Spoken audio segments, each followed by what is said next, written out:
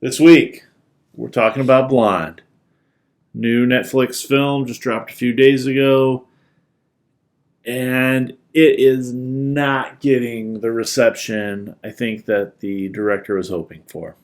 20,000 reviews on Letterboxd, and it's got a 2.2. It's struggling. Eric, why do you think this film suffered? Or do we want to give it its flowers first?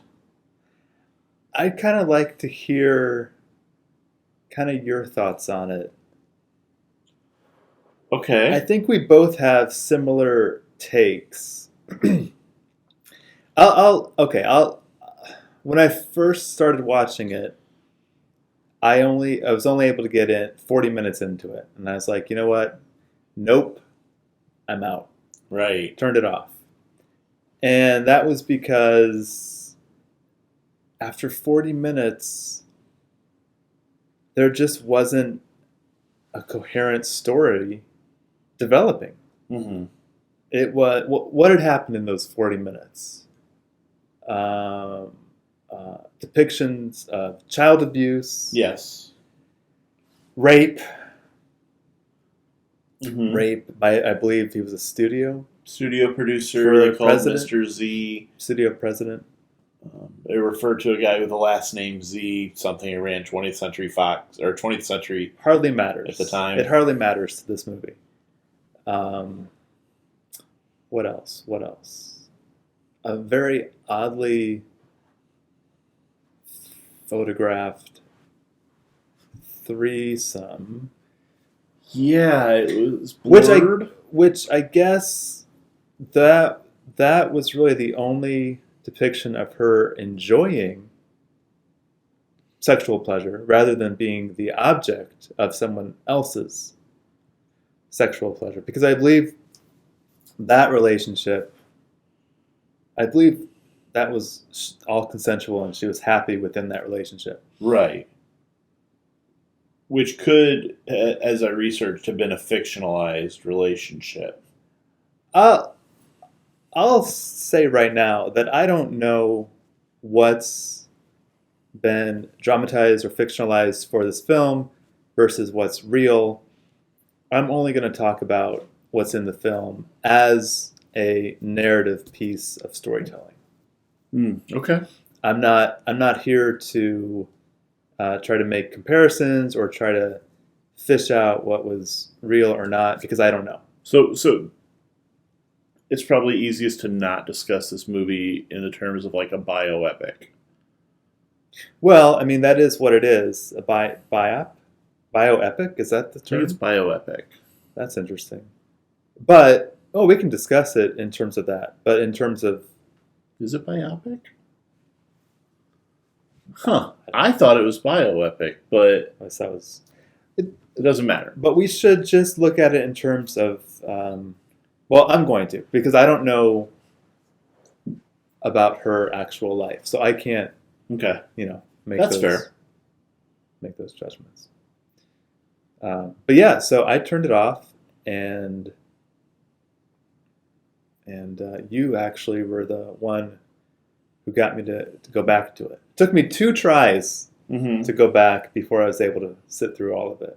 Yeah, you had messaged me and said I started watching Blonde. I had forgotten that it came out that day. And you're like, this is wild stuff. Like, I don't know if I'm going to be able to make it through the rest of this film. I'm like, it's been so hyped. Like, I got to, let me see what he's talking about here. And so I jumped on and I just watched it straight through. I had a long pause at work where I didn't have anything to do. So I gave it a shot. And then, like I said, I encouraged you to finish it. I had to have somebody to talk to about it. Yeah. I think it would have, had I gotten the chance to watch it in a movie theater, it would have been more effective. Only because I can say with almost complete certainty that I would not have walked out.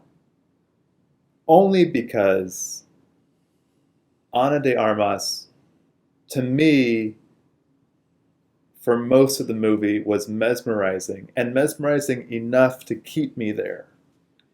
Yes. In a theater. But at home, I was like, I have things to do. This is not worth my time. But if I had gone to a theater, paid money, I wouldn't have been happy necessarily, but I would have stayed. Mm-hmm. Now, I watched the Judy Garland film that came out a couple of years ago that was very similar to this. I don't know if you'd haven't seen it. Not going to be able to comment. But this story of the troubled Hollywood actress in the 30s to the 60s, especially in light of the Me Too movement of the last several years. Mm-hmm. I think Armas carried that story well. Like she carried that on her back throughout the production, and through the making of the film. I think she did great. She was phenomenal. I agree. She carried it, but at the same time, I don't believe it's her film. No, definitely not. And I think a lot of that falls onto that director. Like, his filmmaking sins, if you will, are so numerous here. It's like he tried to do everything. Tried to throw like everything at the wall. Like, the first time somebody's given access to, Apple Movie Maker or whatever, and he's like, oh, look at all these aspect ratios, look at all these wipes and dissolves, and I can change the color palette every which way, but nothing was consistent. Mm-hmm. And I know that I read in an interview that he said that he wanted to do that because her movies were varied. Some were in Panavision, some were in 3:2 aspect ratios, some were black and white, some were color, some were high-key Technicolor, some were dreary. But you got to make your own film, tell your own story, and especially like between scenes, like it could be 3 different aspect ratios and 2 different color palettes, or monochrome in one scene. And I kept being like taken out of the story. What story? Exactly. I'm sorry. What story was that you were watching? Well, I feel like I was watching the story of Where's the a plot? woman who was abandoned, and once people finally start paying attention to her, like that's all she feels she's worth. But also when she becomes, like, I felt like there was this particular scene where she kept saying, like, come back or show up or something. She was talking about the makeup artist was putting makeup on her. She was having a particularly bad day. And she was waiting for Marylin to show up. Oh, okay. And I felt like this movie, like, she was constantly waiting for Marylin to show up because Marylin was in control. Marylin decided how much she was going to make in a movie. Marylin had the power, but Norma Jean was powerless and abused and neglected, and I don't think the director did a great job on his part of portraying that, whereas Armas did. Okay. He kept dropping the ball for me. Mm-hmm. Or maybe that's something to think about. Maybe a director's job is to give the actor the tools to tell the story. No? I'm still trying to wrap my mind around if there was an actual coherent story. And I like that you picked up on that one scene in particular, I must have. I think that happened toward the end of the movie. Mm-hmm. I can picture it now. They're in her house, right? And the makeup artist comes to her house. Yeah. It's well into Act 3. It's that, right? Yeah. But I think I had already kind of checked out. So I didn't really... I wasn't paying close enough attention to really understand what she was saying and why. But that makes sense. I think the depiction of that, if that's what they were going for, was terrible. I mean, if it was supposed to be a kind of crisis of identity, and which one, I mean, in a way it's obvious, because obviously Marylin Monroe is a manufactured persona. It's a mask which allows Norma Jean to function within this industry. But is there anything beyond that they do? I would say no. Well, the filmmaking was definitely a crisis.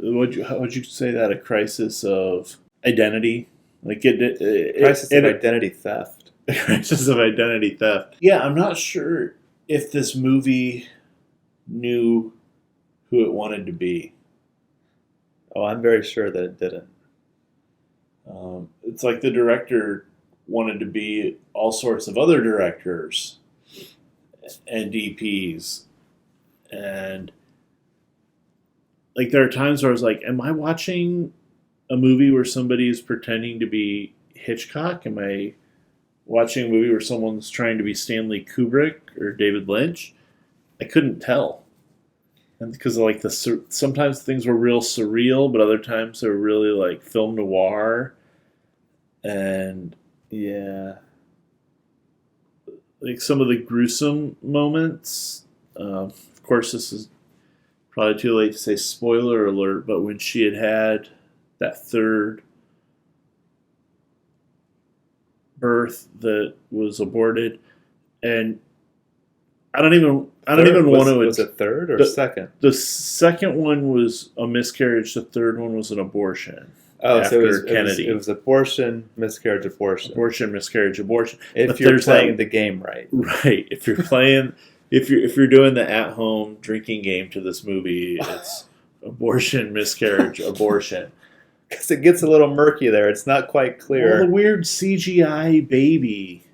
Could have done without that entire thing, unless that's just what's going on in her head. Like I could have done without a lot of it.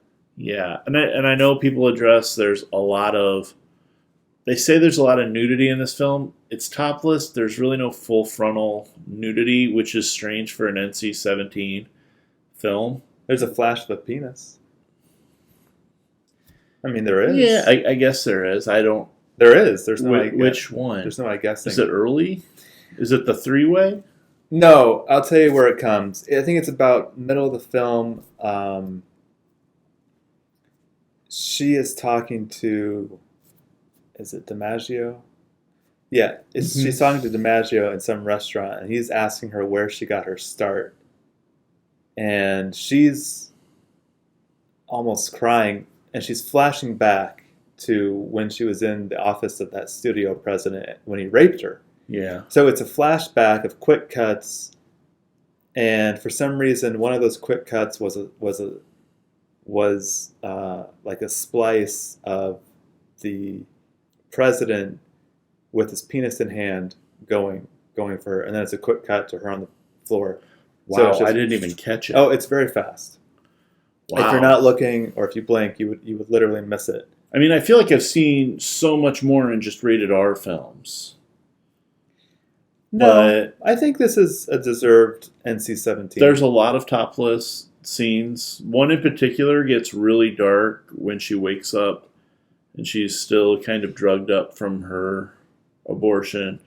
And she's covered in blood. I don't think it's... Which was really just disturbing. The nudity. I think it's the sexual content. Right. The sexual violence towards her, which is But I mean, full on. There's that, and then there's the POV shot when she's getting the abortions, but they showed. Yeah, they showed the at least internalized shot, which is really that one's disturbing as it's well. Just a lot of very shock value type stuff. I think Netflix is. Oh yeah, by all means, talk about Netflix. I think that they're really going for the gore factor in a lot of their programming. I don't know if it's just that they're trying to like respect the art, or are they just trying to do kind of like what HBO did with like, let's make things as sensational as possible? Does that get people talking? You know, does 20 million views on something, does it even matter if it gets bad reviews as long as it gets views? Right, because it is a subscription service. It is Right. Content. Yeah, I mean, I don't think if this went through more traditional avenues of distribution, I don't think this would have gotten an NC-17 rating. I don't think it would have been released. I think it would have been cut down. We would have gotten an R-rated version. It would have been probably a good 30 minutes shorter, which would have done it a lot of good. But then they risk, like, okay, they're putting in theaters. Do people really want to go see this, like, during, like, the end of summer, beginning of fall? This isn't a theater movie for me. It's not a movie anyone should be watching.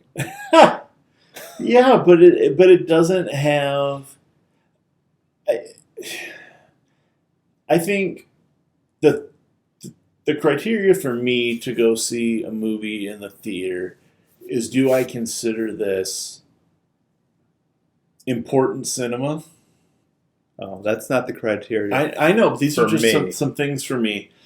Is it one of those movies that's like so big and I know the sound is going to be important? Is it like a Star Wars type film where I want to go and I want to be in that big immersive experience? Okay. We went and saw Jaws recently, and I had seen it for the first time, but it was in theater, and I thought this was a theater movie. Yeah. It's big, you know? I don't know if this is that movie. That's what I'm saying. There's less of a risk, right, to do it this way. It was seen in some theaters. Yeah. Thankfully, we didn't have to spend any money, just extra money to see it. Just got to click and wait a few seconds for it to buffer, and there you go. And then you get to observe this slop for 3 hours. Yeah. There is one scene that I thought from an acting standpoint was phenomenal. But then the director made such a stupid decision on how to show the scene. What was it? It's when she gets the little tiger in the box and she opens up the card. Mm-hmm. And she opens the card, and the card it's blank. It writes itself. Yeah, it's a blank card, but then it writes blank, itself. and then the letters appear. And I was like, "That's stupid. Why did you do that? It's full. It was unnecessary. Like, oh look, I found this cool technique on YouTube, and I'm going to use it." Yeah. Well, and again, maybe I missed something, but I didn't really. And maybe I didn't, and maybe that's just like you have to have additional knowledge for this movie. But I didn't. I understood who wrote that letter, and I understood why he sent it to her, but I don't understand why he was impersonating her father through the letters. the whole time, and it was so cruel. That was somebody who supposedly loved her. Right, and maybe it just showed that, like, at the end of the day, nobody loved her. I don't know. It's just a very like he had already hammered that nail in, Mm-hmm. like fully within the first 5 minutes, and then he just keeps hammering. The director just keeps hammering that same nail. Right. I mean, And then 3 hours later, you're like, oh, it's the same nail. We get it. She's a sex toy. She's an object. You know, she's used. You know, she wanted to have children, but nobody would let her. Society is like made her part of the zeitgeist as like America's most beloved movie star of all time. But And I'm sure she's one of them. And I'm sure there's a lot of merit to that. But this movie doesn't explore that merit. no. It explores her ass. Right. It's a completely male gaze filter in a movie in a time period which should have had the perspective be from Norma Jean. Okay, but to that, let me play devil's advocate here. I want to make a movie about someone who's exploited. So then you exploit her So in the movie. you exploit her in the movie, but you make it very uncomfortable so that you as the viewer have to ask yourself, am I actually enjoying this exploitation? Am I participating in the exploitation? Would I be someone who, like, even though I know this person is troubled and whatnot, am I still going to go out of my way to, like, you know, To watch it? to buy into that and be like, well, she's just out there so that I can. No. I don't. I just think I felt uncomfortable, and it made me think about that. It's like, an exploitation. It's an exploitative take. Words don't matter. On this woman, and it looked to me that Dominic exploited Armas to his own egotistical vision. Did he brown bunny her? I'm not gonna. I know what brown bunny is. I know what you're referring to. There was no actual sex in this movie. No, I mean visually. I don't know what you're actually asking. What I'm asking is, do you think the director made her character do the things in the movie for his own edification?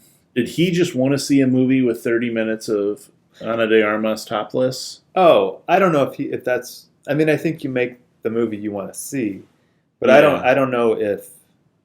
I mean, I said that it's a very ego-driven movie in my review. This is not Armas's film, even though it should be. This has the stamp of the writer-director on every frame of every scene. And you might say, well, that's what a director should do. But I think a director should get out of his own way. It almost feels like a bloody cross that she's forced to carry. It's like the thing that is awful, but she's just trudging through. And I'll give you an example, a comparison. Kill Bill. Okay. You know, without a shadow of a doubt, if you turn on any scene of Kill Bill, you know that it's a Quentin Tarantino film. Mm-hmm. You know that. But at the end of the day, that movie belongs to Uma Thurman. Yeah. That's fair. And to me, there's a stark difference between that and how how Dominic used Armas.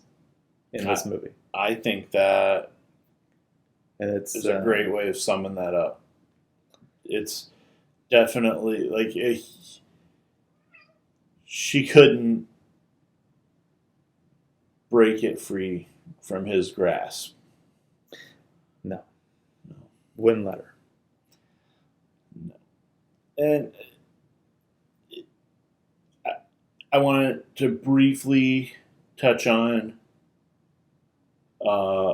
Adrian Brody and Bobby Calavani. I can never pronounce his last name. I thought the actors in the film